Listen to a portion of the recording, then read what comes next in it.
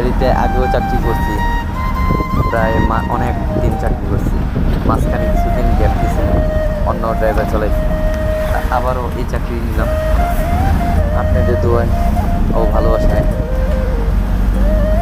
তো এই গাড়িটি নিয়ে চলে আসলাম গাজীপুর মিরে বাজার।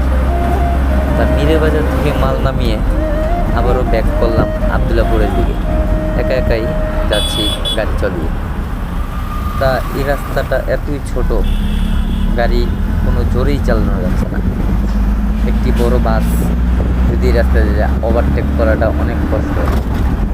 সবাই ওভারটেক করতেছিলাম, তো ওখানে শুরু করে একটি কাভার ভ্যান এসে গেল, আবারও বামে চাপ দিলাম, চাপ দেওয়ার চেষ্টা করলাম, যাইনি। এরকম করে করেই গাড়ি চলাইতে হতেছে এই রাস্তায়। তা আশা করি সবাই ভালো আছেন, সবাই দোয়া করবেন আমার জন্য, আমি যেন আপনারা সবাই সুস্থ থাকেন।